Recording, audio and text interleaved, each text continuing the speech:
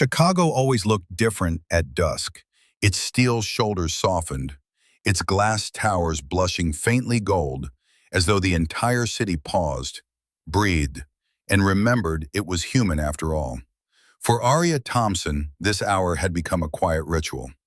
Every evening, as she stepped out of the subway and crossed the river, she traced the shimmer of light along the water's surface and reminded herself why she was still here.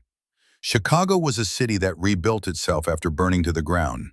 If a place could rise so defiantly from its own ashes, then surely a woman could too. Aria worked on the 27th floor of Crosspoint Strategies, a political PR firm known for its polished charm and ruthless execution. The elevators smelled faintly of cedar and ambition.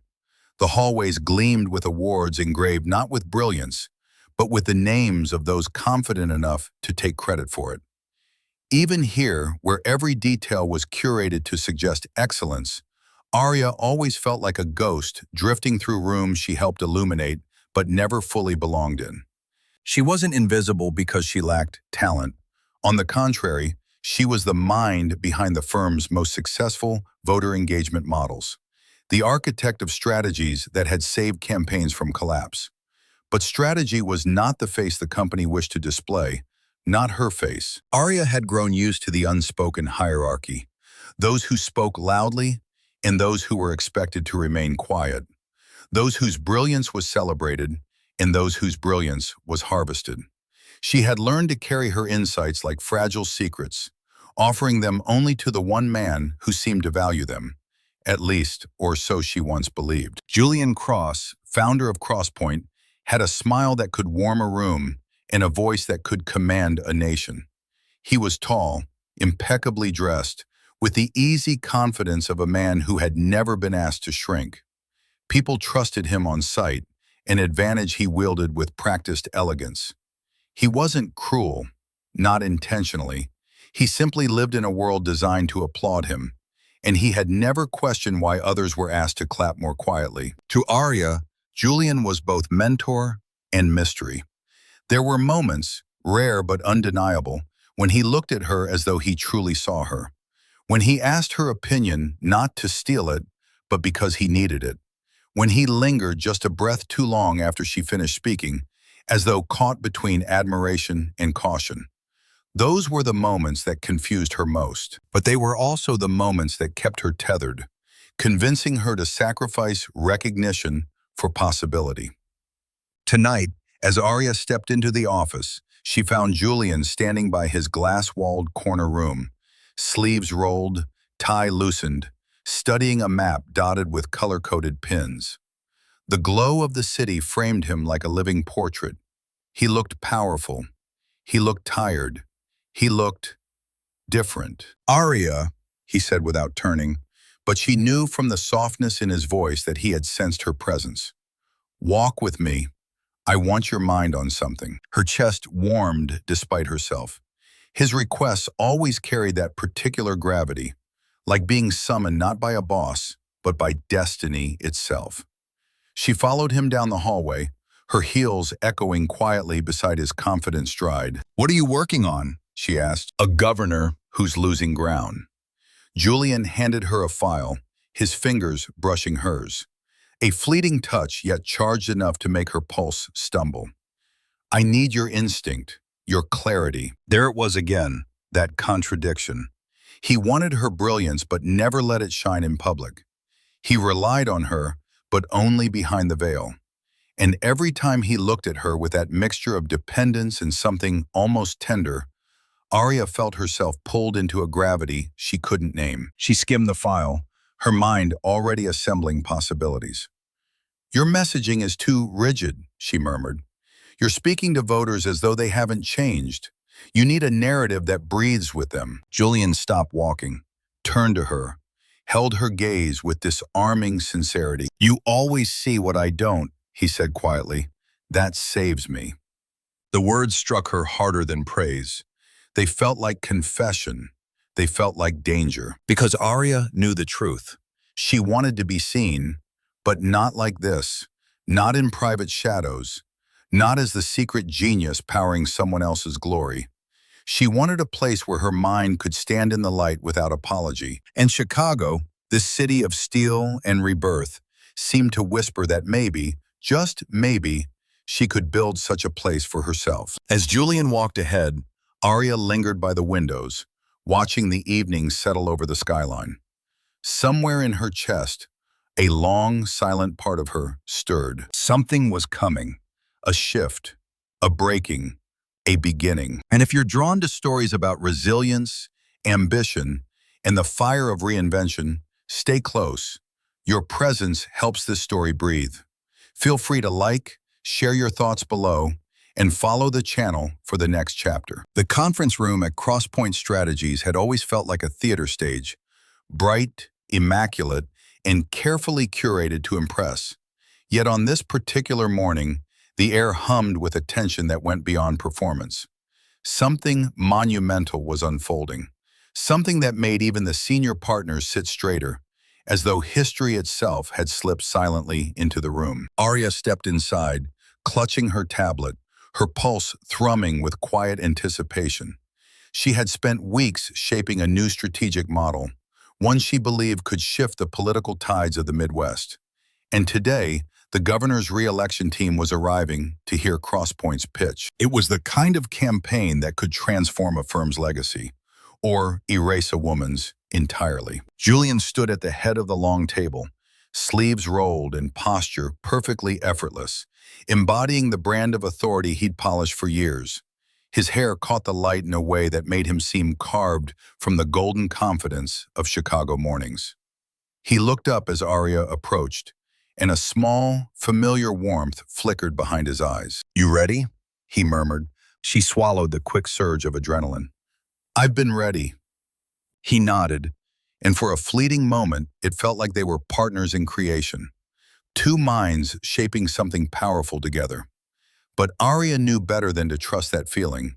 Their partnership only existed in the quiet shadows before the spotlight arrived. And the spotlight was already knocking. The governor's team entered with brisk footsteps and heavy expectations.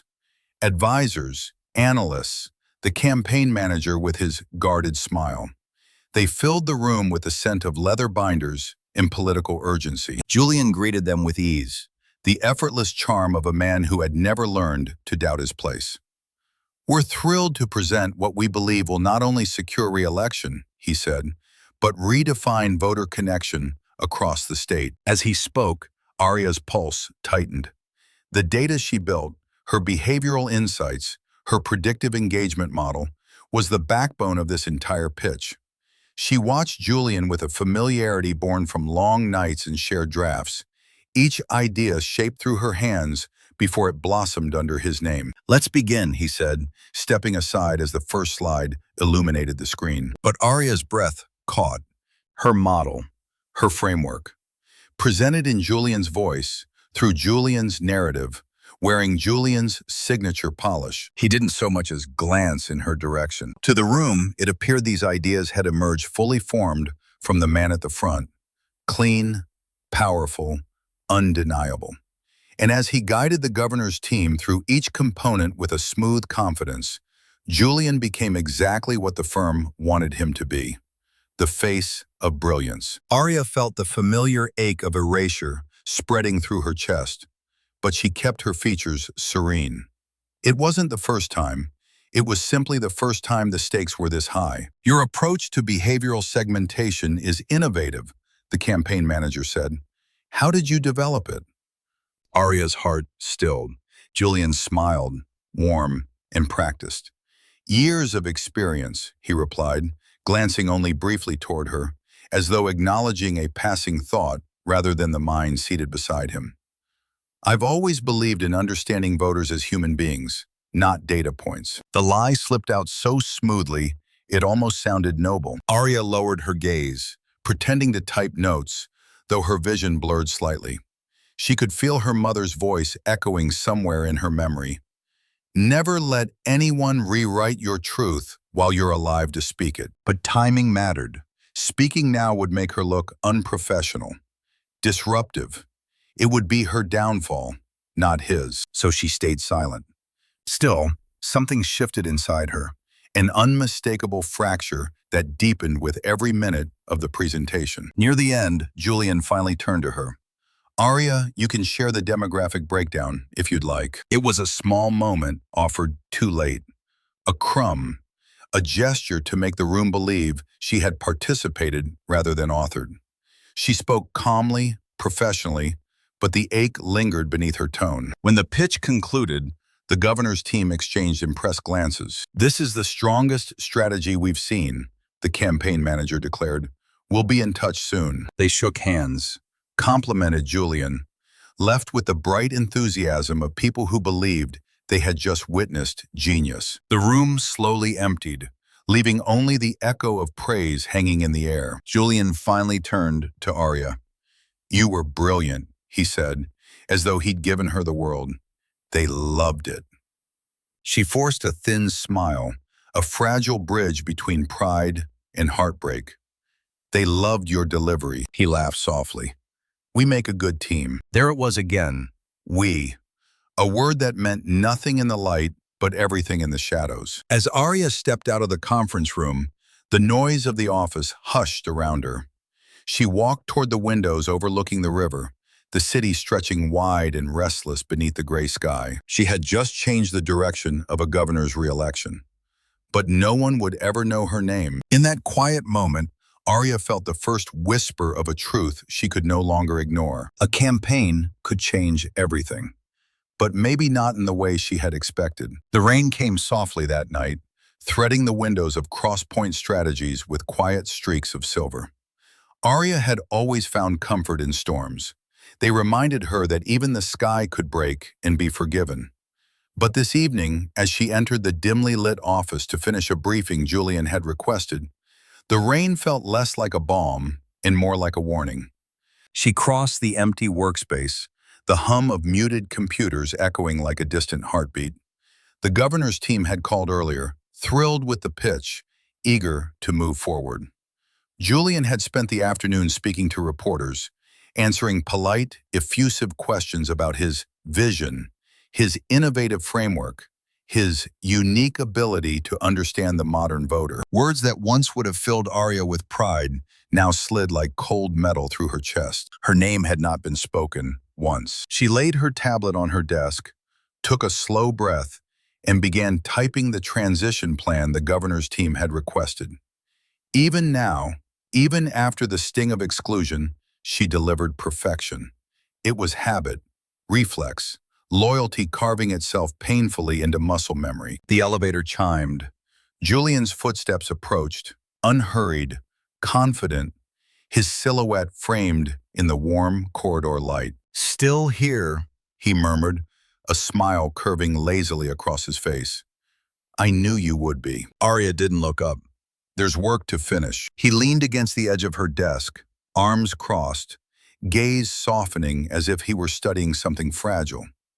"You were extraordinary today." Her fingers paused above the keyboard.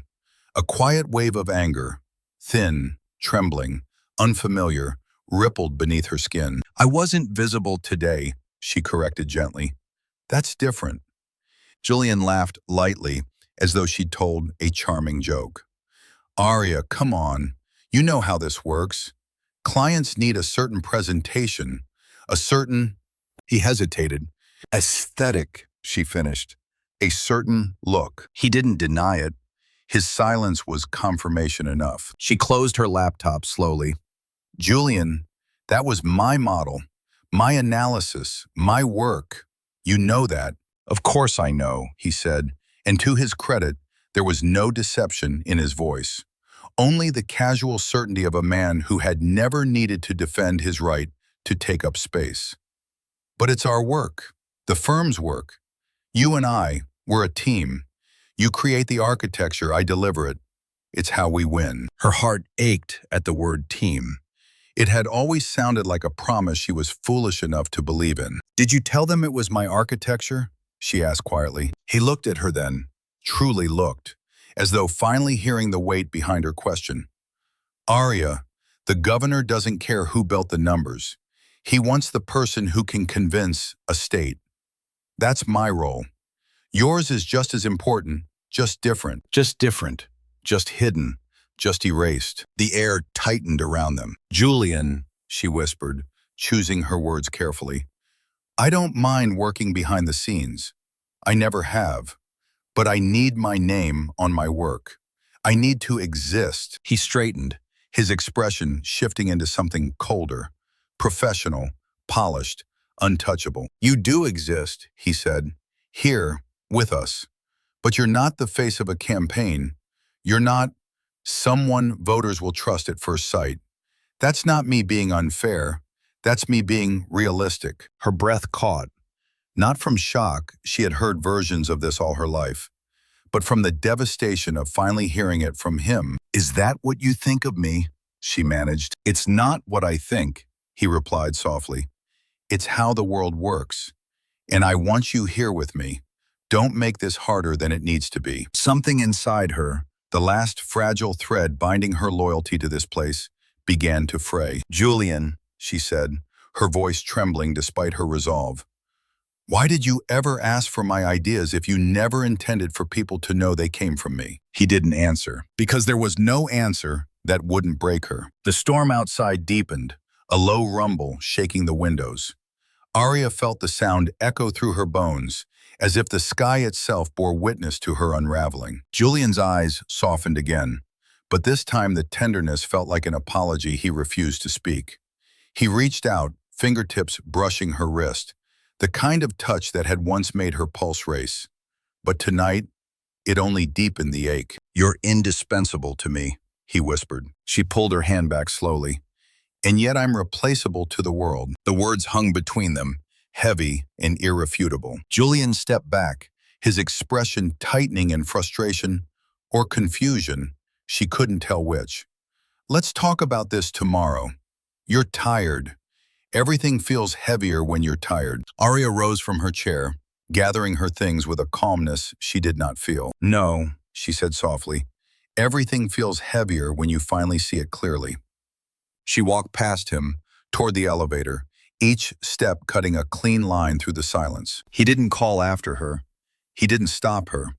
He simply stood there, bathed in the dim office glow, watching the one person he depended on walk away from the shadow he had built around her. And for the first time, Aria understood something with painful clarity.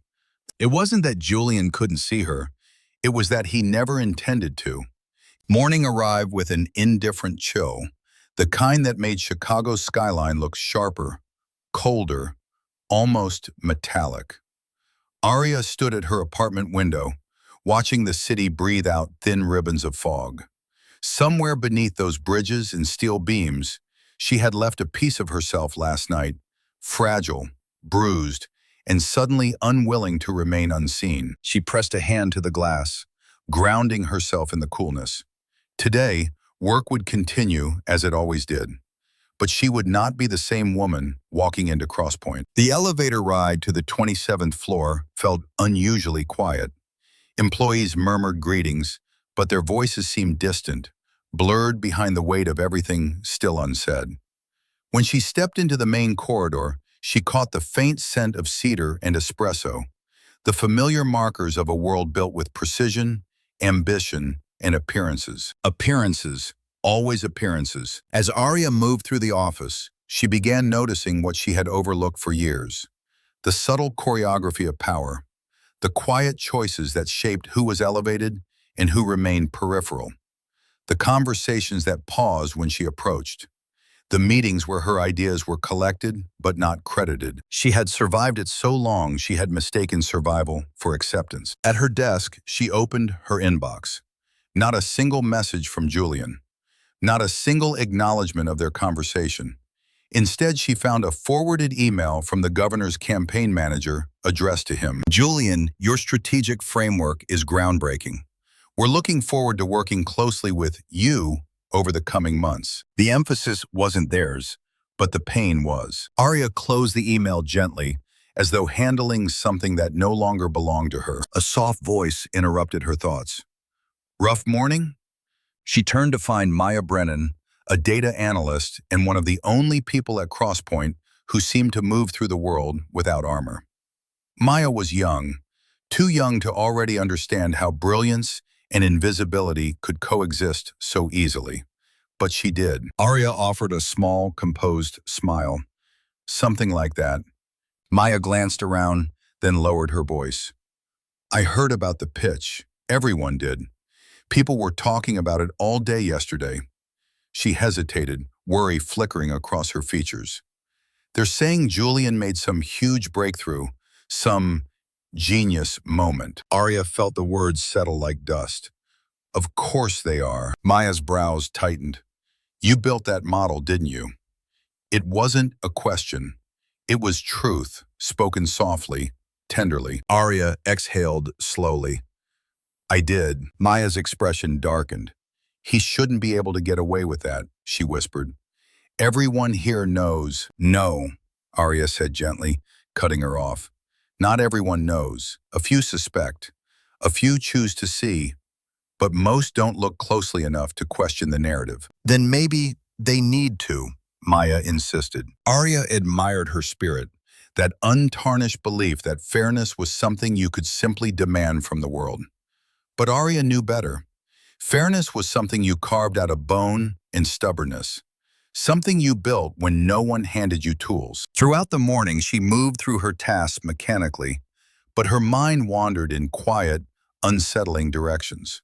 She found herself replaying childhood memories, her mother sitting at the dining table, surrounded by case files, her father strumming a mournful chord on his weathered guitar, the notes rising like incense into the room. Never shrink to make others comfortable, her mother used to say. Never silence your own melody, her father liked to add. She had done both without realizing it. Around noon, Julian passed her desk on the way to a partner meeting. He didn't pause, didn't offer a greeting, but his eyes flicked toward her for a brief, unreadable second. Guilt, or irritation, or simply the recognition that something between them had shifted. He closed the conference room door behind him. Through the glass walls, she watched him gesture confidently, standing in the light while she sat in the shadows beyond the room's reflection. Something inside her, a quiet, steadfast part, resisted the image. She rose from her desk and walked toward the break room. Inside stood Darius Cole, a senior strategist from another team. He looked up with a knowing expression. You good? He asked. Aria hesitated. Darius wasn't a close friend, but he was observant, the kind of man who had learned to read currents beneath calm waters. I'm not sure, she admitted. He nodded slowly, leaning back against the counter. Julian's been bragging about yesterday's pitch, hasn't stopped talking about his analytical framework. The bitterness in his voice was subtle, but unmistakable. Not the first time someone here has been robbed of credit. Aria looked at him, surprised. Has it happened to you? Darius gave a short, humorless laugh. Hasn't happened? This place runs on borrowed brilliance. Some of us just get tired of fighting for scraps of acknowledgement. His eyes softened. Don't let them wear you silent. Those words struck deep. The same message from her parents, now echoed by someone who barely knew her. As though the universe was aligning its voices in a single, undeniable direction. Aria left the break room with a quiet resolve settling in her chest. When she returned to her desk, Julian's office door opened. He stepped into the hallway, adjusting his cufflinks, confidence radiating off him like cologne. Their eyes met, two worlds colliding for a split second. He offered her a faint, polished smile. Professional, controlled, and empty of apology. It was in that moment Aria felt the final fracture. The precise instant when disappointment crystallized into awareness. Julian was not a man who didn't see her. He was a man who refused to. Because acknowledging her brilliance meant forfeiting the illusion that his own was boundless. The surface of their partnership, once smooth, gleaming, and deceptively stable, had cracked. And through those cracks, the truth finally glimmered. Aria had outgrown the shadows she'd been asked to inhabit. And sooner than Julian realized, she would no longer be standing behind him. She would be standing on her own. The cafe across from Crosspoint was one of those places that felt suspended between realities. Warm with low amber lighting, alive with murmured conversations, yet somehow floating just beyond the city's relentless rush.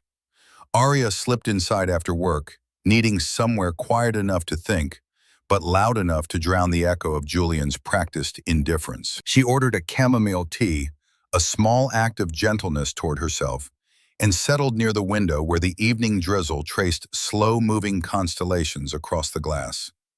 The air smelled of cinnamon, roasted beans, and the faintest hint of nostalgia. She let her shoulders ease for the first time in days. She wasn't expecting company. She certainly wasn't expecting her. Aria Thompson? Aria looked up to see Carmen Liu, notorious in the political world for her sharp mind, unshakable poise, and terrifying ability to read a room before stepping into it. Carmen wore a tailored navy coat, her presence commanding without a word. She had the aura of someone who never waited, only arrived. "Yes," Aria replied, surprised. "Carmen, I didn't know you were in Chicago." Carmen smiled, a subtle curve of lips that suggested she understood far more than she let on. "I'm not. I flew in this morning, and I've spent half the day trying to decide if I should speak with you." She glanced at the empty chair. "May I?" Aria nodded, pulse quickening with curiosity. Carmen sat with the grace of a woman, accustomed to being observed, yet unaffected by it. She folded her hands, studying Aria with eyes as discerning as a hawk's. "You impressed me at the governor's pitch," Carmen began. Aria blinked. "You were there?" "Not in the room," Carmen said, "but I was in the building, and I made it a point to learn who was behind the behavioral model Julian so proudly showcased." Heat prickled across Aria's skin. Embarrassment, anger, pride, all merging into something she couldn't name. "Most people don't look past Julian," Aria said quietly. Carmen leaned in slightly. "But I'm not most people." It wasn't arrogance, it was fact. Carmen was known for slicing through facades with surgical precision, and now she was looking at Aria as though she were a secret finally revealed. "Tell me," Carmen said gently, "how long have you been doing the work others present?" Aria hesitated, not out of fear, but the painful familiarity of the question. 5 years, she admitted. "Maybe longer than I should have allowed." Carmen considered her. "You allowed it because you believed loyalty would be reciprocated, because you thought someone like Julian Cross would eventually share the spotlight." Aria looked at her tea but didn't respond. Silence filled the space where her denial should have been. Carmen's gaze softened. "Aria, men like Julian don't share anything they believe defines their power, and your mind threatens him more than he'll ever admit." The words struck deep, not because they were harsh, but because they were true in ways Aria had never articulated aloud. "How did you know?" she asked. "Because I've worked with enough brilliant women to recognize the pattern." Carmen's voice shifted, becoming quieter, warmer. Brilliance hidden behind charm. Innovation hidden behind charisma. The world applauds the performance and forgets the composer. Aria's breath trembled as she exhaled. "I don't know what to do next." Carmen tilted her head. "You don't have to know, but you do need someone who sees you." Aria, "Why me?" she asked softly. Carmen's smile returned, this time touched with something almost like admiration. "Because your model wasn't just smart, it was visionary. It showed empathy woven into data, humanity threaded through numbers. That's rare in political strategy." She paused. "And because you deserve a world that reflects the truth of who you are." For the first time in days, Aria felt a gentle warmth blooming in her chest.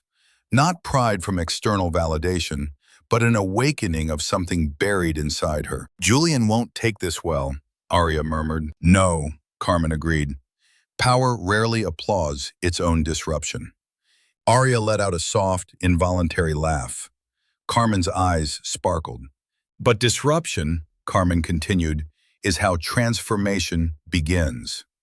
Carmen leaned back, her expression unreadable, yet inviting. "A conversation, maybe an opportunity, definitely a path that doesn't require you to shrink." The cafe seemed to lean in with them, the rain outside softening, the lights warming, the moment narrowing into something delicate and decisive. Aria felt her heartbeat steady, not faster, not frantic, but sure. For the first time, she sensed the faint outline of a future, not bound to Julian's shadow. Carmen rose from her seat. I'm in town until tomorrow evening. If you're curious, she slid a small card across the table. You know where to find me. As she walked toward the door, her silhouette elegant against the shimmering streetlight, Aria felt something shift inside her. A subtle but irrevocable crack in the cage she had mistaken for a home. A quiet truth whispered through her mind. All it takes is one person seeing you clearly to remind you you were never meant to be invisible. The next evening, Aria found herself standing at the entrance of a quiet rooftop restaurant overlooking Lake Michigan. The sky was painted in bruised purples and soft amber, the kind of twilight that held its breath, waiting, listening, anticipating. She hadn't planned to come. She had told herself all day that meeting Carmen would be impulsive, reckless, premature. But something deeper than logic had pulled her here, something that felt like instinct or destiny, or simply a desire to step into a world where she no longer had to fold herself small. A hostess guided her to a secluded table near the terrace's edge. Carmen was already there, poised beneath the warm glow of lantern lights, her profile as sharp and serene as the horizon. Aria, she greeted with a soft smile. I had a feeling you'd come. Aria took the seat opposite her, smoothing the front of her blazer.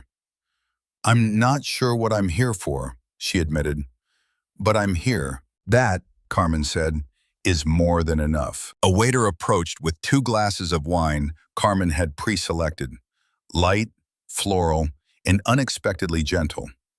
Aria took a sip, warmth unfurling slowly through her body like a promise. For a moment, they simply sat together, letting the evening settle around them. The wind carried the scent of water and distant rain. The laughter of other diners drifted softly through the air. It felt strangely intimate, as though the world had quieted just for this conversation. I followed your work for a while, Carmen began, not just at Cross Point, before that too. Your graduate thesis on behavioral shifts in marginalized voter groups, that was brilliant. Aria's breath caught. She hadn't expected anyone to remember something that felt like another lifetime. You read that? She asked. Twice, Carmen replied without hesitation. It was work that deserved a stage far larger than academia. But instead, you let yourself be tucked into a firm that benefits from your modesty. Aria looked down at her hands. I thought I was being patient, paying my dues. Carmen's voice softened. Patience is noble. Self-erasure is not. Carmen leaned forward slightly. Aria, have you ever wondered what would happen if your ideas were allowed to stand fully in the light? Aria hesitated. Sometimes, she whispered. Good, Carmen murmured, because I have wondered it too. In fact, she reached into her coat pocket and placed a sleek folder on the table. I've planned for it. Carmen opened the folder, revealing a set of documents, proposal drafts, organizational charts, projected budgets, branding concepts centered around a simple but striking name. The Aria Thompson Institute for Behavioral Strategy. Aria stared, breath stilled. This wasn't hypothetical. This wasn't a compliment. This was real. I want to build something with you, Carmen said. Something the political world has never seen. An institute that uses data not to manipulate voters, but to understand them. A place where ethics isn't an afterthought, but a foundation. Aria touched the page as though it might vanish if she pressed too hard. This is impossible. It's ambitious, Carmen corrected gently. Impossible is just a word used by people who fear what you could become. Aria swallowed hard. Why me? Because you weave humanity into numbers, Carmen said. Because you see what others overlook. Because your mind doesn't just analyze, it empathizes. And because Crosspoint will never allow you to become more than Julian's secret weapon. Her gaze deepened, almost tender.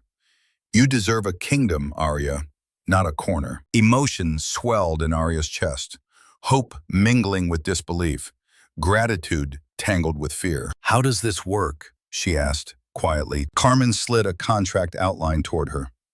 3 years, leadership position, full creative freedom, a guaranteed funding stream.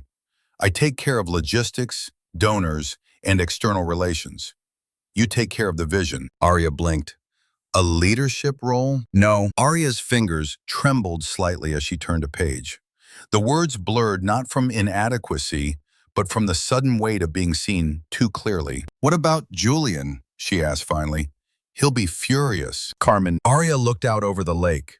The waves shimmered beneath the fading daylight, rising and falling like a heartbeat learning its rhythm. She thought of all the years she'd spent making herself palatable, reasonable, invisible, afraid of being viewed as too ambitious, too bold, too much. Maybe it was time to be too much. She closed the folder and laid her hand over it. You believe I can do this, she whispered. Carmen, for a possibility. When Aria finally looked up, something in her expression had shifted, subtle but undeniable. Resolve beginning to form at the edges. I want to hear everything, Aria said softly, and Carmen smiled as though she had been waiting to hear those exact words. Under the darkening Chicago sky, with the lake whispering against the shore, and the future opening like a door finally unlatched, Aria took her first step toward a life she had never dared to imagine. A life defined not by someone else's boundaries, but by her own brilliance. By Monday morning, the air in Cross Point Strategies felt unnaturally bright, like a stage lit too harshly, making every flaw and shadow impossible to ignore. The office buzzed with the illusion of progress, of upward momentum, but Aria sensed something brittle beneath the surface. Something about to fracture. She had slept hardly at all since her meeting with Carmen. Every time she closed her eyes, she saw the folder with her name emblazoned across the front, saw possibility shimmering before her like a doorway she'd never known existed. But hope was a fragile thing. It fluttered in her ribs like a creature afraid to trust its wings. She stepped out of the elevator, steadying her breath. Today would determine everything. She could feel it. Employees whispered quietly in clusters. Some smiled, some avoided eye contact. The atmosphere reminded her of thunderstorms, electric tension gathering behind polite silence. Aria approached her desk, only to freeze at the sight of a glossy envelope resting atop her keyboard. Her name was written in Julian's neat, elegant handwriting. She opened it slowly. Inside was a formal company announcement, Cross Point Promotions, effective immediately. Her eyes moved down the list. Senior accounts leads promoted. New directors appointed. Strategy executives elevated to partner track. Then she reached the section that made her breath falter. Aria Thompson, Strategic Insight Manager, a title with no power, no authority, and most insultingly, no mention of her leading the governor's project she had built from the ground up. Beneath her name, in smaller print, was an additional note, role adjusted to better align with firm presentation standards. She closed her eyes. Presentation standards, not competence, not contribution, not brilliance. Appearance. A familiar ache surged through her chest, but this time it did not stop at heartbreak. It grew sharper, heavier, edged with something like resolve. Before she had time to process the sting fully, Julian's assistant approached her desk. Julian would like you to join the partners meeting in 5 minutes, she said gently. He said you'd understand. Aria rose slowly. Yes, she replied. I do understand. She walked down the hallway, her steps steady, her pulse a quiet drum of something gathering strength.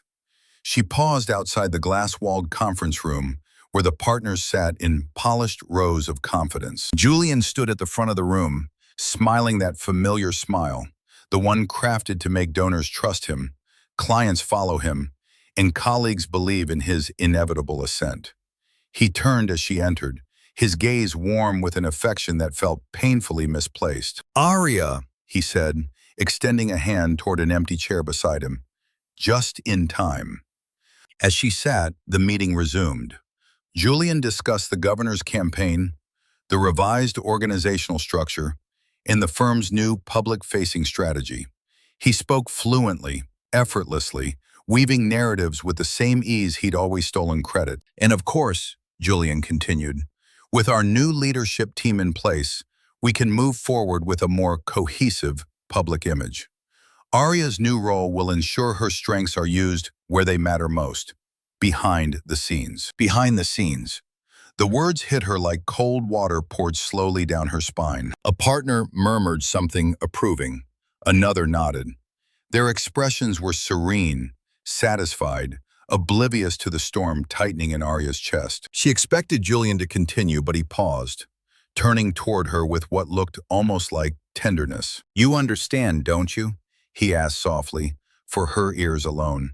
"This is what's best for the firm, and for you." Something inside her snapped, not loudly, not violently, but with the quiet certainty of a bone that had endured one fracture too many. Aria rose from her chair. Her movement was gentle, almost graceful, but it silenced the room instantly. "Julian," she said softly, "may I speak?" He smiled, believing she was about to offer gratitude or reassurance or acceptance.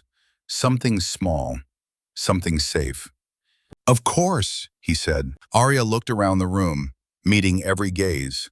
Her voice, when it came, was steady as a river finding its path. "I built the behavioral model that secured the governor's renewed interest. Every analysis, every projection, every strategic pattern behind your presentation, it was my work. And yet, once again, I'm being asked to disappear behind a title that erases my contributions." A ripple moved through the room. Julian's smile faltered. "Aria, this isn't the place." "It is exactly the place," she said quietly, "because the decisions made here define the stories this firm tells, and I will not allow my story to be rewritten again." Julian's jaw tightened. "This isn't personal." "It's entirely personal," Aria replied, "because invisibility is personal when it happens to you." The partners shifted uncomfortably. Julian inhaled slowly, gathering himself. "Aria, you're emotional. Let's be rational." She cut him off softly. "Rational would be acknowledging my work. Rational would be giving me the leadership role I earned. Rational would be recognizing that visibility is not a cosmetic preference. It is a professional necessity." Julian's voice lowered dangerously.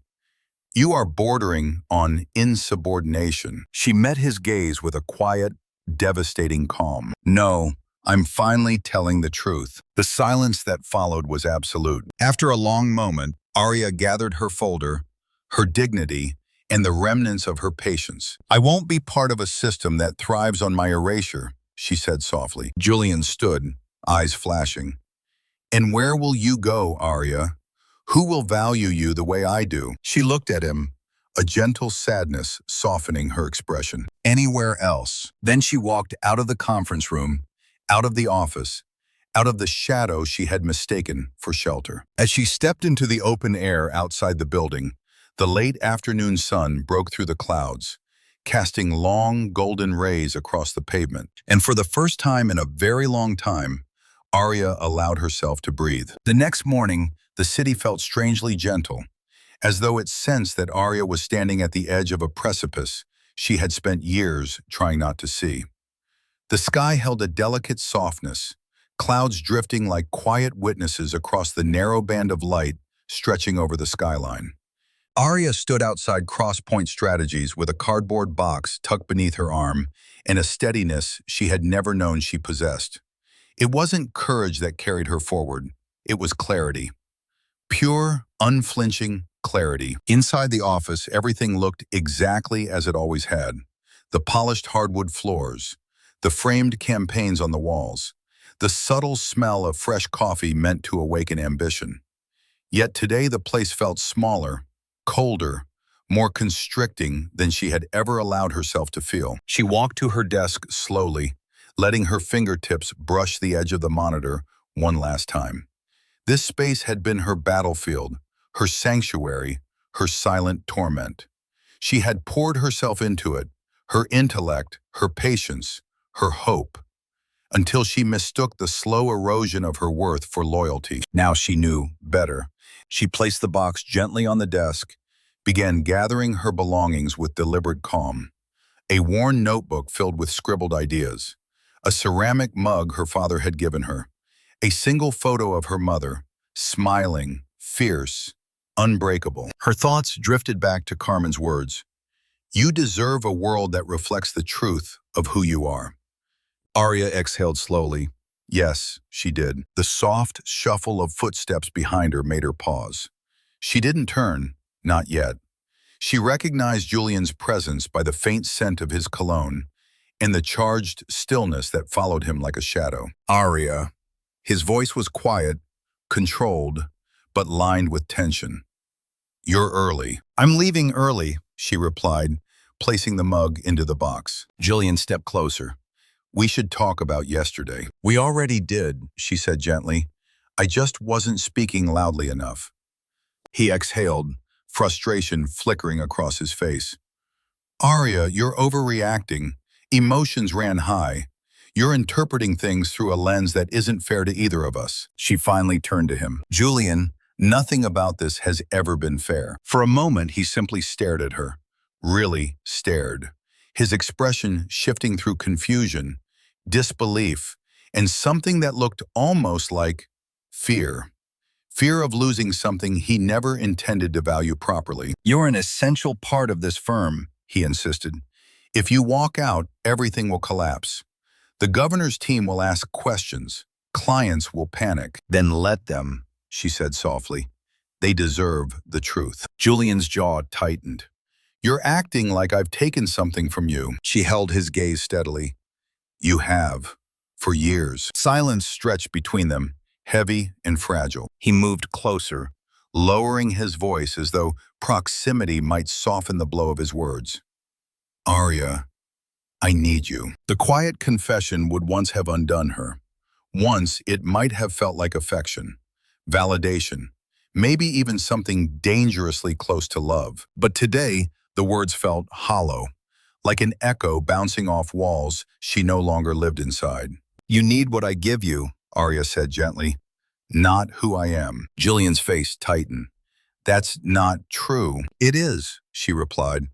Because if you needed me, you would have let me be visible. He looked away briefly, swallowing the truth he could not argue with. Think about your future, he murmured. Think about what you're throwing away. She took a slow breath. I am thinking about my future. That's why I'm leaving. Those words settled around them like falling snow, quiet, irreversible. Julian stepped in front of her, voice low, almost pleading. We can fix this. I can give you more credit, more visibility, more— Not more, she interrupted. My due. He stiffened. This is a mistake. It's the first decision I've made without fear, she answered softly. He stared at her, searching for the hesitation she no longer carried.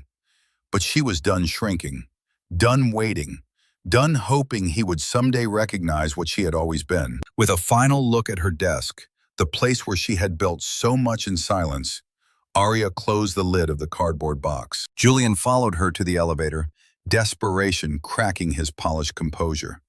Aria, stop. Let's have lunch. Let's talk. Please. She pressed the elevator button. We've talked enough, she said. The doors slid open with a soft chime. As she stepped inside, Julian reached out instinctively, fingers hovering just short of her arm, close enough to touch, but not close enough to hold her back. Aria. His voice broke slightly, a man watching something slip away that he never learned to value properly. She met his eyes, gentle, resolute. Goodbye, Julian. The doors closed slowly, sealing the moment with quiet finality. When the elevator descended, Aria felt something inside her break open. Not pain, not fear, but a vast, cleansing exhale. A release. Outside, the city greeted her with open sky and the scent of rain beginning to lift. She stepped onto the sidewalk, box in hand, and felt the wind brush her cheek like a silent benediction. For the first time, she wasn't walking into someone else's story. She was walking into her own. Los Angeles greeted Aria with sunlight that felt almost unreal, gentler than Chicago's sharp winds, warmer than its silvered shadows. The city spread before her like a promise waiting to be claimed, vibrant with possibility and heavy with the scent of change. In this place of endless horizons, Aria felt the first flutter of something she had long buried beneath restraint. hope. The office Carmen selected was a modest space in downtown LA. Wide windows, exposed brick, floors touched by morning light. It wasn't glamorous, not yet, but it felt alive, untamed, and most importantly, it was hers. Aria Thompson Institute for Behavioral Strategy. The name shimmered on the temporary plaque near the entrance, simple but profound. Her name, in a place where she would no longer be hidden. She stood in the middle of the empty office, imagining the future taking shape around her. Desks, voices, brainstorms, a team built not on appearances but on capability, a culture shaped not by fear but by authenticity, a sanctuary for minds like hers. The quiet filled her chest like breath after surfacing from deep water. Carmen entered a moment later, carrying 2 coffees and a stack of paperwork. "This is the beginning," she said. Aria smiled, feeling the weight and lightness of the moment. "It doesn't look like much yet." "That's because beginnings often arrive disguised as empty rooms," Carmen replied. "But this one is full of your destiny." Aria laughed softly, an exhale of disbelief and gratitude. "I hope I'm ready." "You're not," Carmen said with a grin. "No one is ever ready, but you are willing, and that's enough." The early days were anything but smooth. Aria discovered quickly that starting something meaningful required more than brilliance. It demanded grit, patience, and the endurance to embrace failure without fear. One week, she worked 14-hour days drafting foundational frameworks. Another week was devoted to interviewing analysts, only to realize she couldn't afford half of the people she adored. She learned to negotiate vendor prices, navigate tech glitches, and survive her first staff resignation before the contract was even finalized. But she kept going because something inside her refused to break. Carmen remained a constant presence, steady, strategic, unshaken by setbacks. She introduced Aria to donors, helped finalize partnerships, and offered guidance when doubt crept into Aria's nights like an unwelcome ghost. "You're building something larger than yourself," Carmen reminded her. "Of course it feels like standing at the edge of a cliff, but remember, you're not falling, you're rising." Still, the weight of responsibility sometimes pressed too heavily against Aria's chest.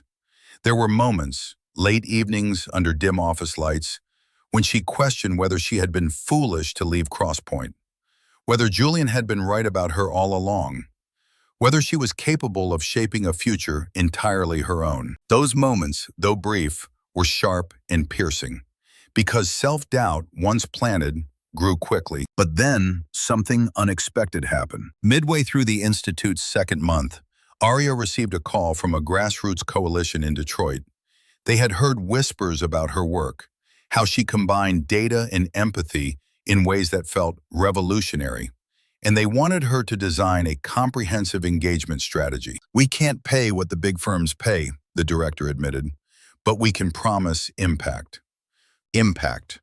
A word that mattered more than salary, more than image, more than grudges she had tried to release. Aria took the project. She poured herself into it with sleepless devotion, gathering qualitative insights from community leaders, analyzing behavior patterns from voter histories, and weaving stories of resilience into a communication narrative that honored lived experience instead of exploiting it. When the coalition launched her strategy, something remarkable happened. Engagement soared.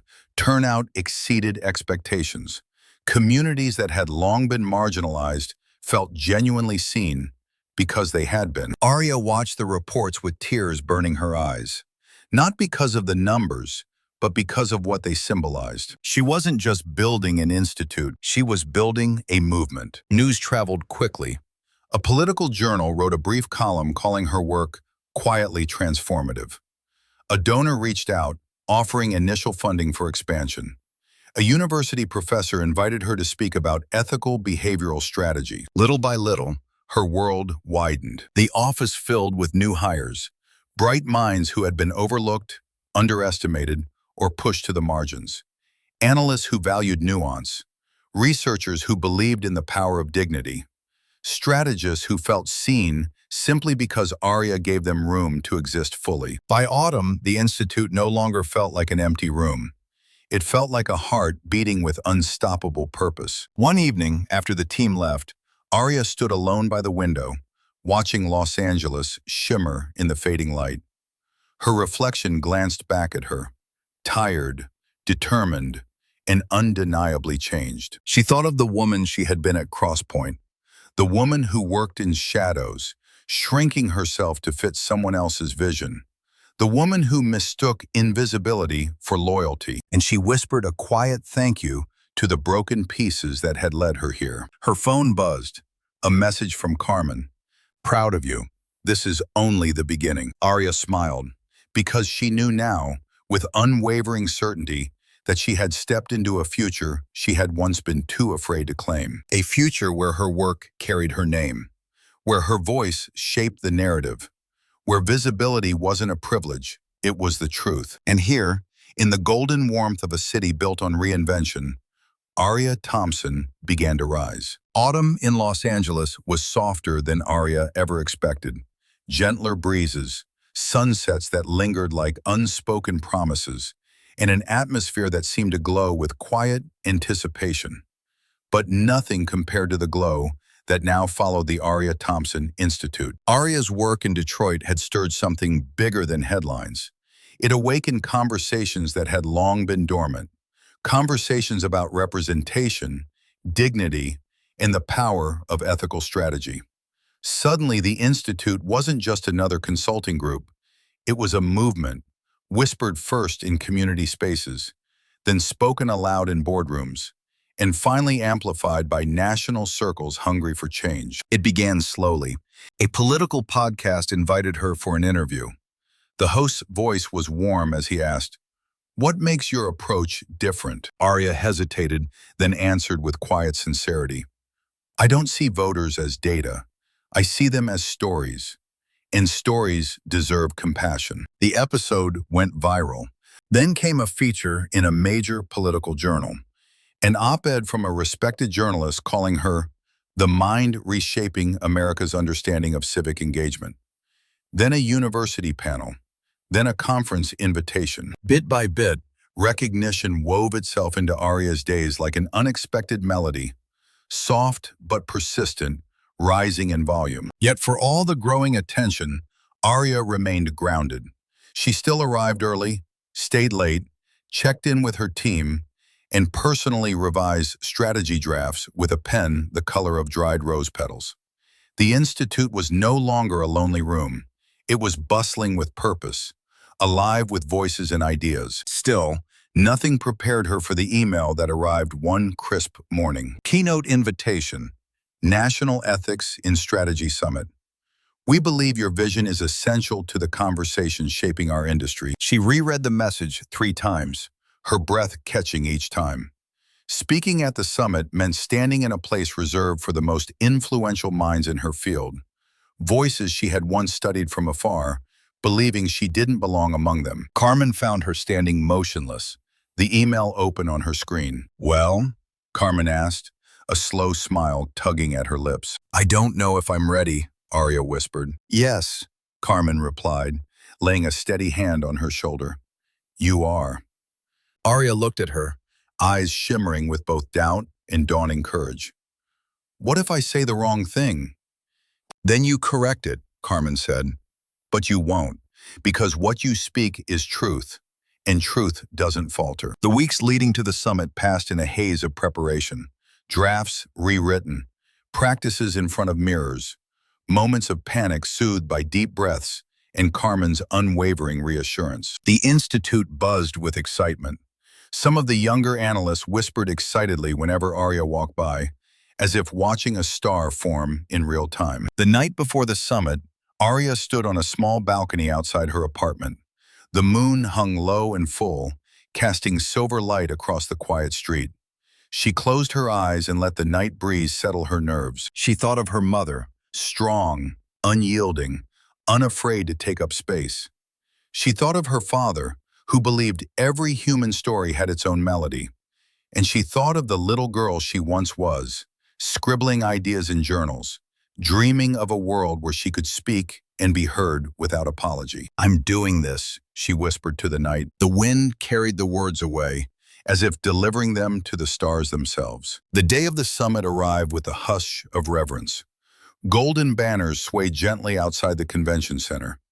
Attendees in sleek suits moved through the grand entrance, their voices a symphony of expectation. Backstage, Aria stood with her notes trembling lightly in her hands.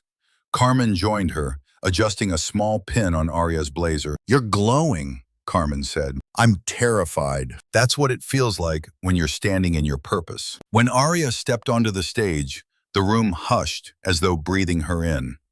Bright lights warmed her skin. The wide sea of faces blurred into an indistinct mass of anticipation. She began softly, not with statistics, not with theory, but with a story. A story of a Detroit mother who told her, "I want to vote, but I want to feel like it matters." A story of a teenager who said, "No one ever asks what I think unless they want something." A story of communities that had been spoken about, but rarely spoken to. Her voice grew steadier, richer, carried by a current of truth she had no desire to restrain. "We cannot shape strategy without honoring humanity," she said. "Data without empathy is manipulation. Empathy without action is noise. But together, they create transformation." The words fell through the room like gold dust, settling into open hands and open minds. A quiet stillness washed over the audience, then applause, rising first in gentle ripples, then swelling into something fierce, something almost thunderous. Aria felt heat sting her eyes, because this time, the applause was for her. Not for the firm she once worked under, not for someone else's ego or reputation, but for her voice, her insight, her name. After the keynote, the crowd surged around her, students eager to learn, scholars eager to collaborate, leaders eager to engage with her work.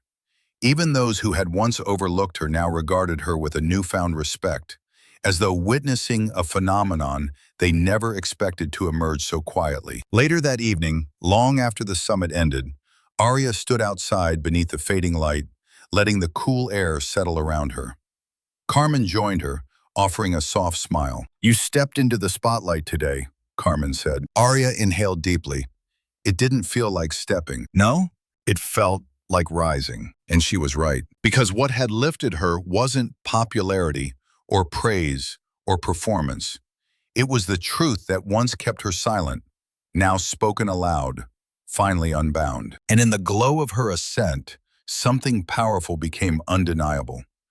Aria Thompson was no longer the hidden mind behind someone else's brilliance. She was the woman shaping the future, one voice, one strategy, one rising moment at a time. Winter afterwards in Chicago with a harsh, crystalline clarity, cold enough to sharpen every line, every shadow. And somewhere inside a high-rise office that Aria had once walked through with quiet obedience, Julian Cross stared at a glowing screen, the headline burning into his vision like a wound. A new voice in strategy, Aria Thompson's ethical revolution. Her photograph, warm, luminous, unmistakably self-possessed, stared back at him from the center of the article. She looked confident, poised, more radiant than he had ever allowed her to be beneath Crosspoint's shadow. Julian closed his laptop with a sharp snap. It wasn't jealousy, not entirely. It was something more complex, more jagged. A mixture of disbelief and betrayal, bitterness and longing, fear and pride. She had left him. She had risen without him. She had become visible. And without her, a slow unraveling had begun. Clients who once trusted Crosspoint's brilliance now questioned the strategic instability within the firm. Partners whispered behind closed doors, and more than once, Julian overheard a colleague murmur Aria's name, the way someone speaks of a star that slipped through their fingers. He had built Crosspoint with charisma, yes, but Aria had given it depth, vision, soul. Her absence revealed exactly how much he had taken for granted. And now, seeing her praise-drenched ascent, He felt something coil darkly in his gut. He couldn't let this continue, not unchecked, not unchallenged. It started subtly, an email to a journalist he knew well, a casual remark disguised as professional concern, a suggestion, off the record, that Aria's new institute might be using strategies developed at Crosspoint. Within days, industry rumors began spreading like smoke from a quiet flame. Nothing explicit, just questions, seeded carefully. Wasn't that model originally Crosspoint's?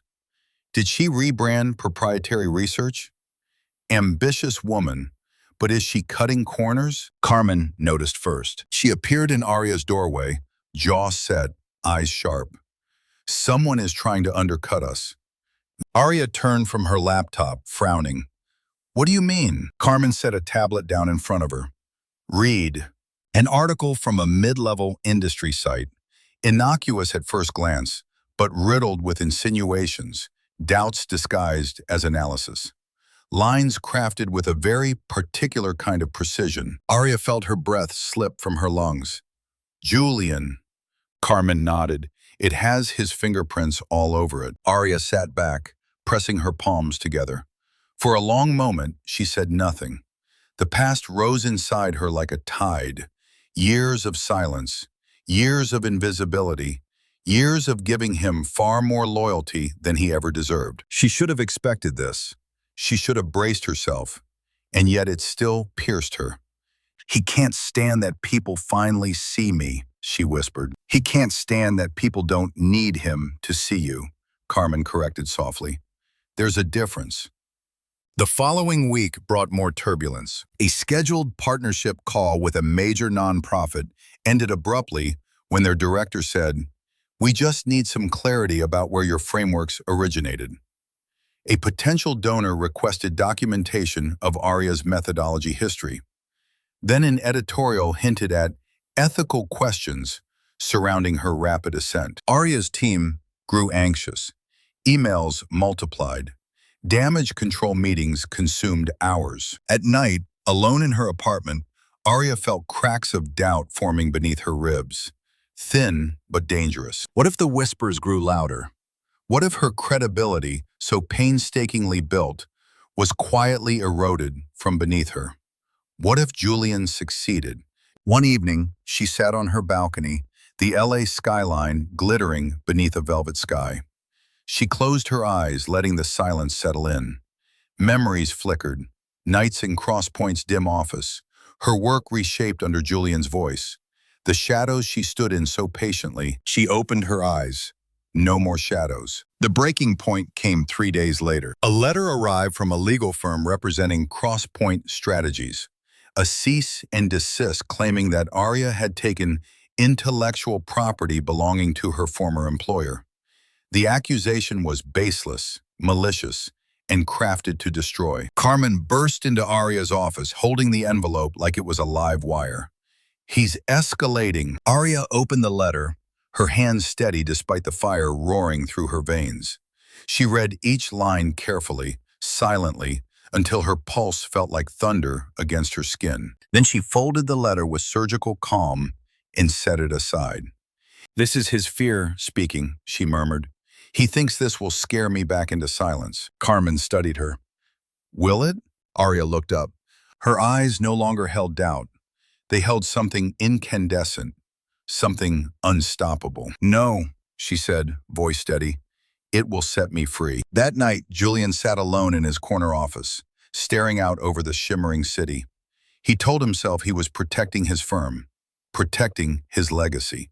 But deep down, beneath the polished veneer, he felt something like regret threading through the anger. He remembered the way Aria used to look at him, trusting, brilliant, quietly adoring in ways she never voiced.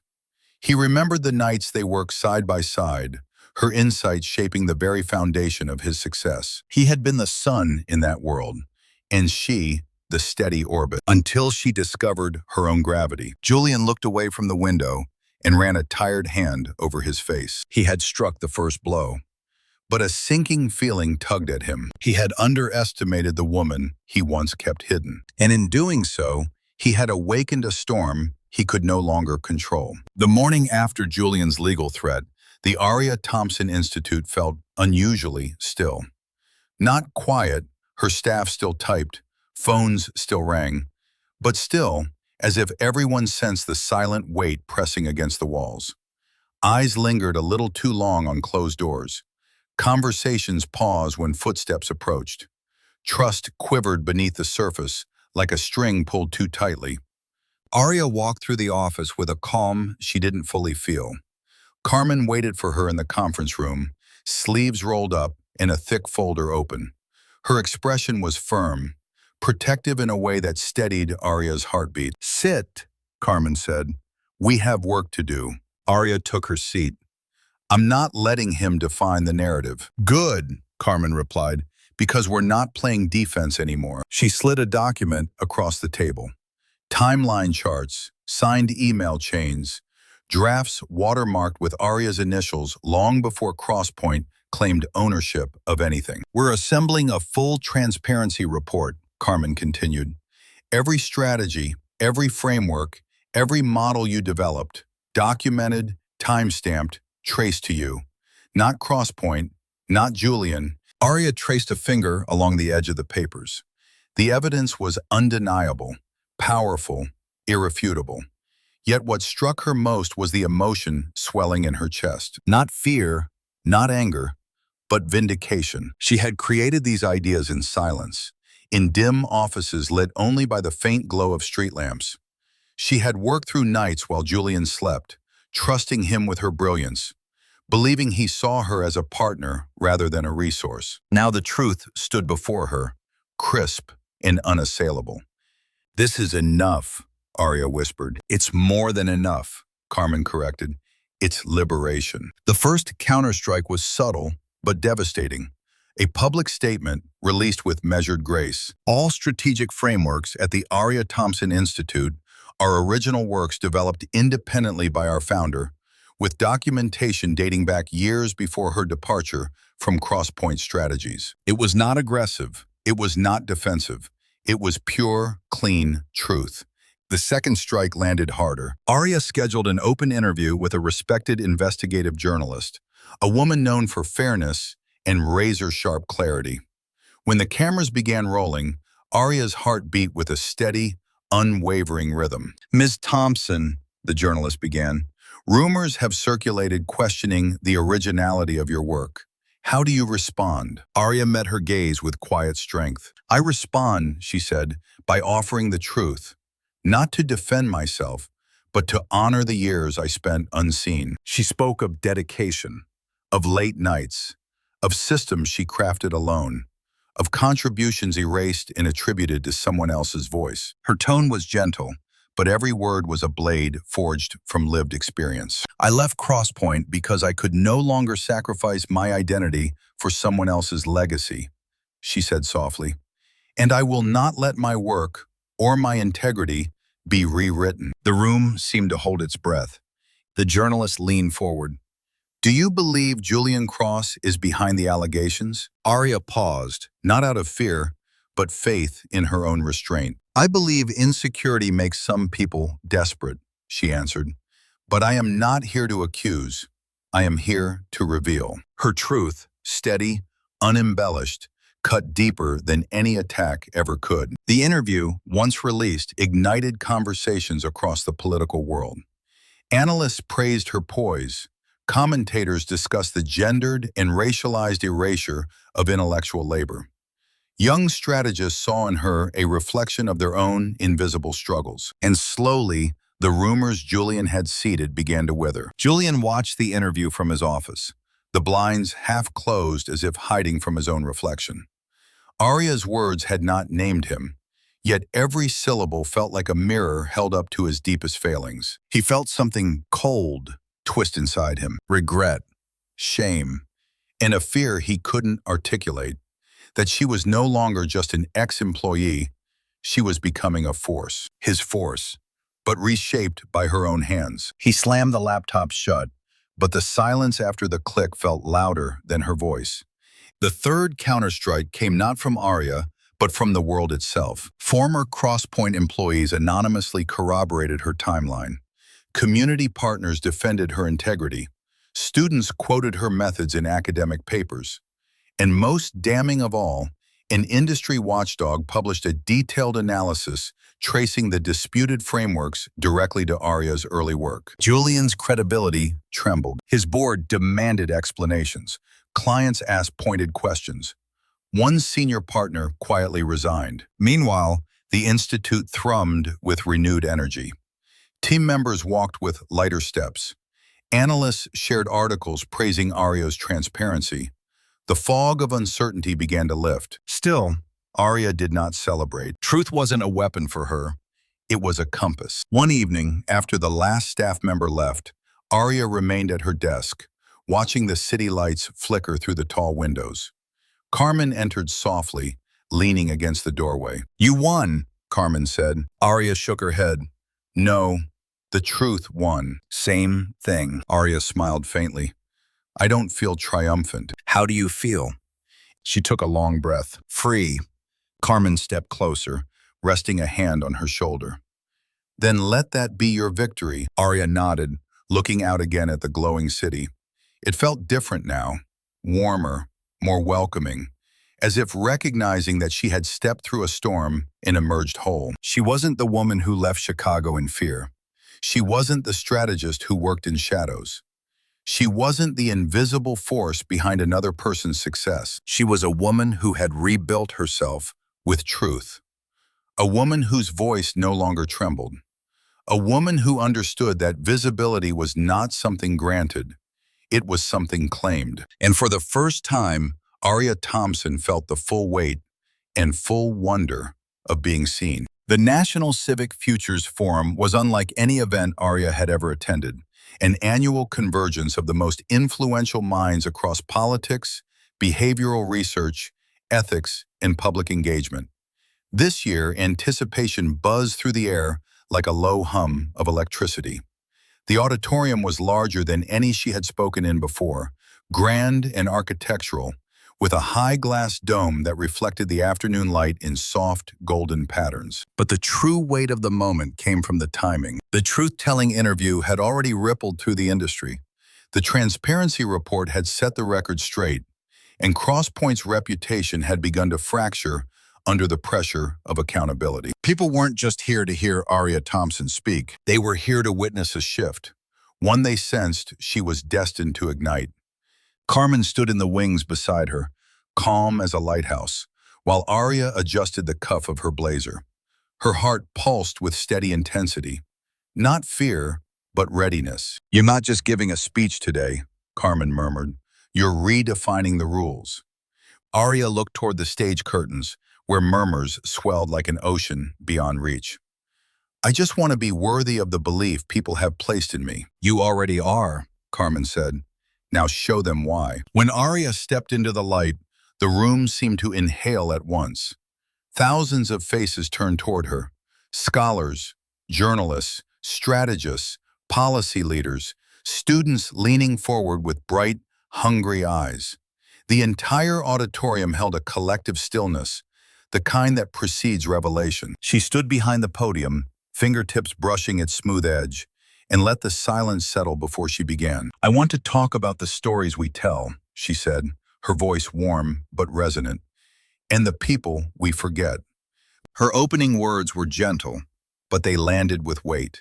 She spoke of her early years in strategy, of walking into rooms where she was mistaken for an assistant, a note-taker, anything but the mind shaping the strategy itself. She described the subtle erasures, the quiet dismissals, the way brilliance dimmed when confined to someone else's shadow. The audience listened in rapt attention. Then she shifted. "But this is not a story about grievance," she said softly. "It's a story about awakening." A slideshow appeared behind her, images of neighborhoods in Detroit, community gatherings, handwritten notes from residents whose voices were rarely included in strategy tables. She told their stories the way a conductor guides a symphony, each anecdote layered with dignity, emotion, and unvarnished truth. "What if," she continued, The future of strategy isn't built on predicting people, but listening to them. What if success is not measured by persuasion, but by connection? A murmur moved through the crowd. Something like recognition, something like remembering. Aria's voice grew richer. We have relied too long on frameworks that strip humanity down to numbers. We've forgotten that data is a mirror, not a map. It reflects what has been, not what could be. She paced slowly across the stage, every movement precise, every word deliberate. We cannot build trust on transactional tactics. We cannot inspire people by studying their fears. We cannot move a nation forward by manipulating the very people we claim to serve. The screen shifted again, this time to a series of bold, elegant principles. Human-centered strategy, empathy as method, dignity as data, visibility as justice. Her institute's creed, not crafted for applause, born from lived experience. She paused at the center of the stage. I didn't build my institute to challenge an old system, she said.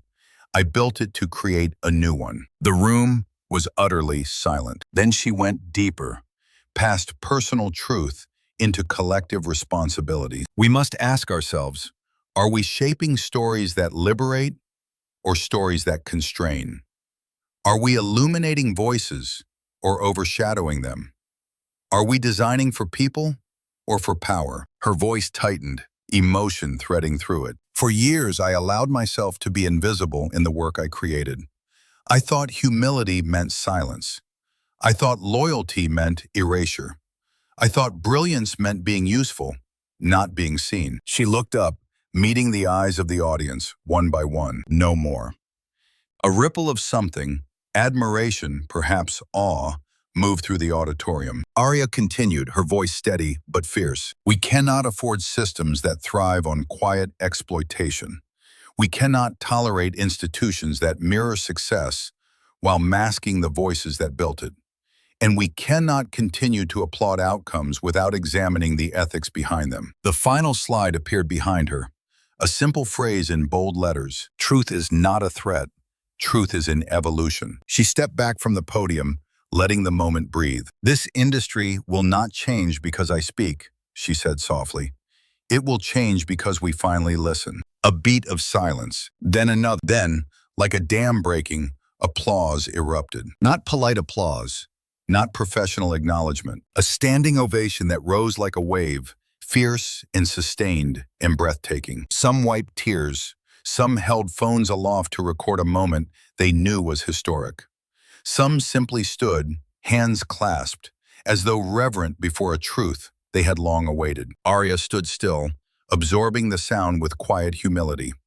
Not basking, not performing, accepting. Because this time, the world wasn't applauding an institution that took her voice. It was applauding her. Backstage, Carmen enveloped her in an embrace, so tight it nearly lifted her off the ground. You shook the industry, Carmen whispered. Aria let out a breath that felt like freedom. I didn't mean to. Yes, Carmen said with a bright, knowing smile. You absolutely did. As Aria stepped outside into the cool evening air, the city lights shimmered like scattered diamonds. She breathed deeply, tasting possibility in the wind. For the first time in her life, she understood the magnitude of her own voice. Her truth had not only defended her, it had transformed her. And now it was transforming an entire field. In the glow of the city's lights, Aria Thompson walked forward, not into fame, not into revenge, but into the revolution she was born to lead. The evening after the forum felt strangely weightless, as if the world had shifted on its axis and was still deciding where to land. Aria returned to Los Angeles to find the Institute buzzing with a sense of awakening.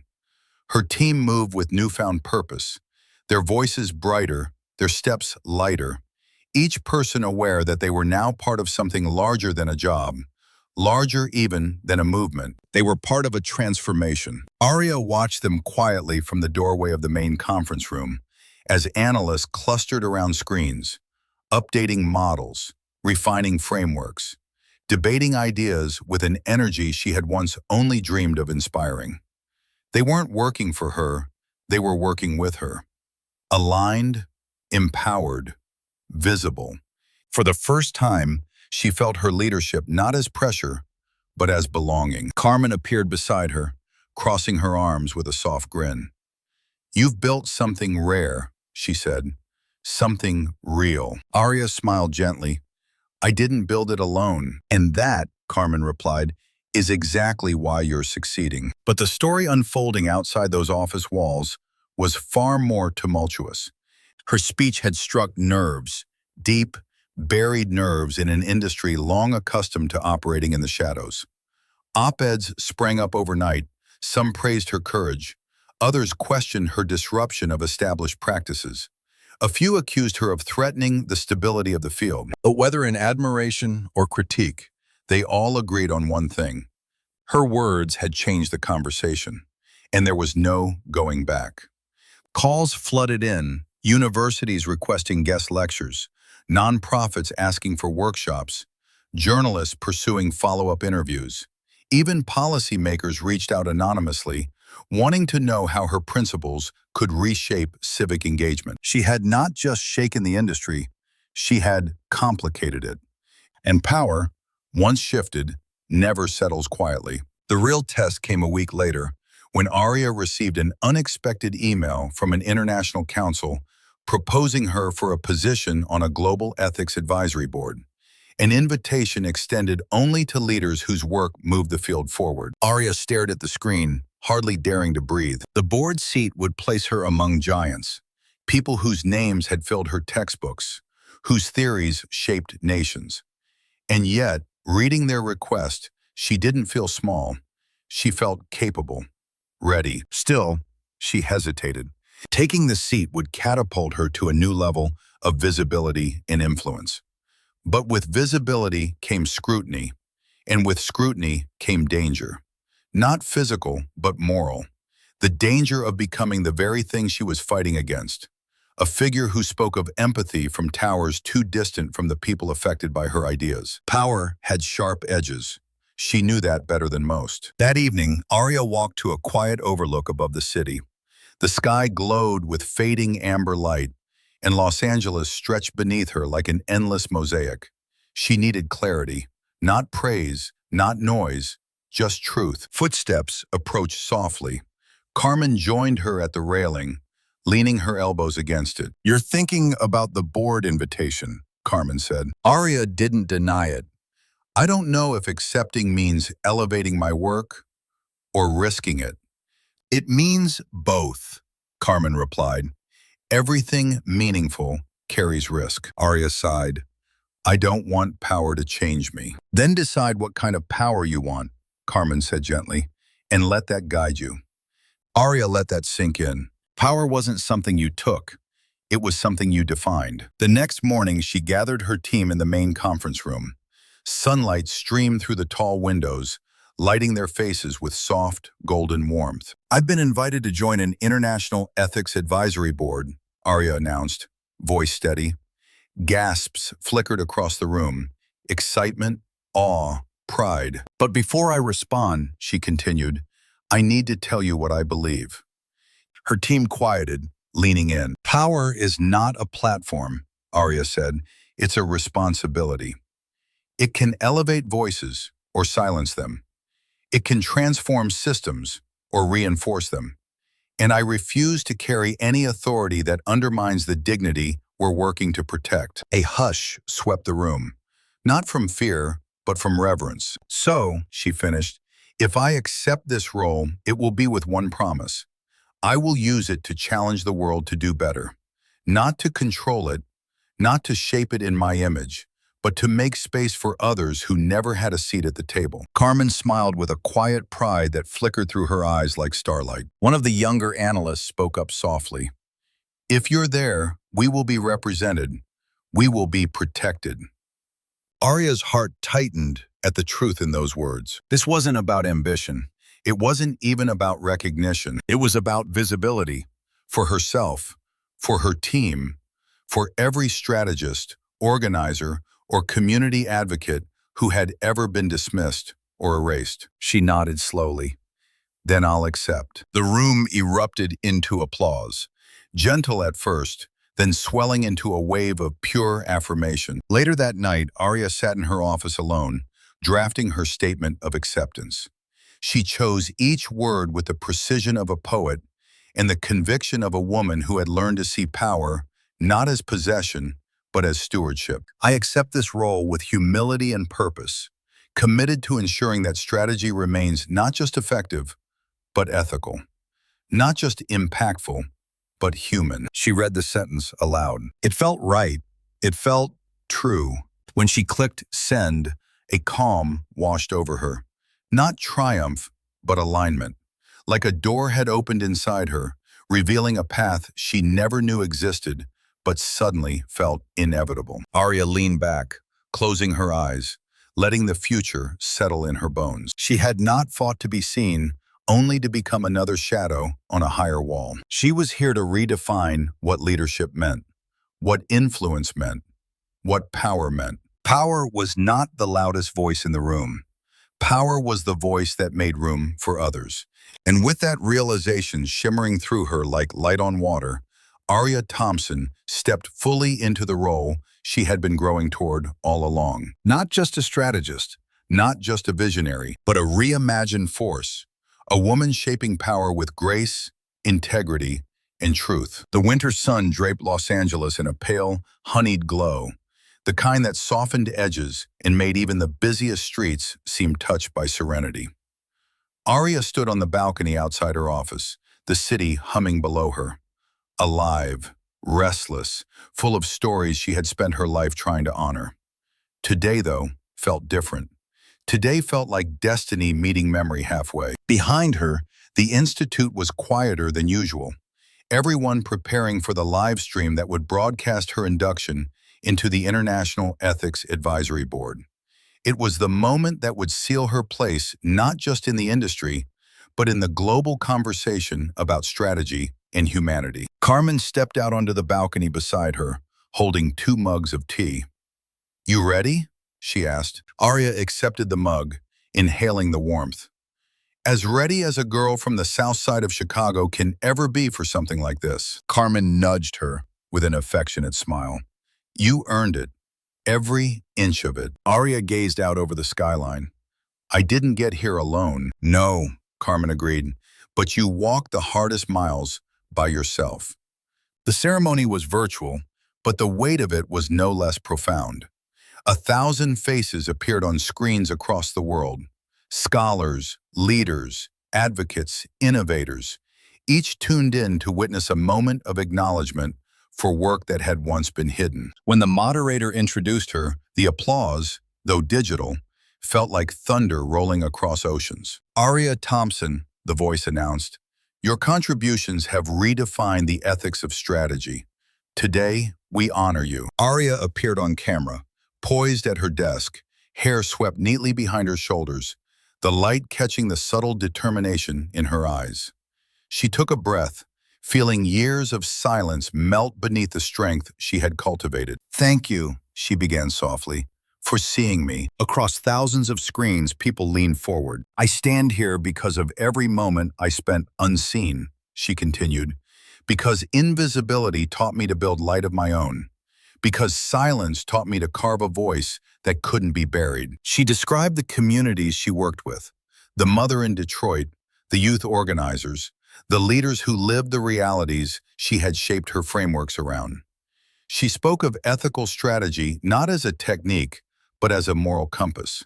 She spoke of dignity not as an ideal, but as a measurable force. And then she spoke of truth. "Truth," she said, her voice low and resonant, "is not gentle. It disrupts, it demands, but it also liberates. In speaking the truth of my own journey, I learned that recognition is not given, it is reclaimed." The audience erupted into applause. Even through screens, Aria felt it like warmth against her skin. When the ceremony ended, congratulatory messages flooded every channel. Emails, texts, social media mentions from strangers across continents.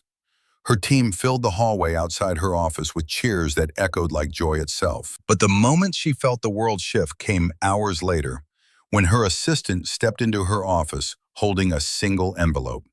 No markings, no return address, just her name, handwritten in a script she recognized instantly. Julian Cross. Aria stared at the envelope for a long moment before opening it. Inside was a short letter. Aria, I watched the ceremony. You were extraordinary. You deserved what Cross Point never gave you, what I never gave you. Credit, visibility, respect. You were the best mind in every room you entered, and I blinded myself to that truth. I'm sorry, truly. Julian. Aria exhaled slowly. No anger, no satisfaction, just a quiet understanding. Her journey had never been about defeating Julian or proving him wrong. It had been about proving herself right. She folded the letter and placed it gently in her drawer. Not as a trophy, not as closure, as proof that even those who once thrived on her silence could learn to hear her. That evening, the Institute held a celebration. Soft jazz floated through the rooms, warm lights glowed against the windows, and her team toasted to the future. Aria moved through the space in a quiet daze, touched by gratitude at every turn. Near the end of the night, Carmen pulled her aside. You know this isn't the end, right? She said. Aria smiled. I know. It feels like a beginning. It is, Carmen whispered. You've stepped out of every shadow you were forced into. Now you get to shape the light. Aria looked around at her team, laughing, dreaming, believing.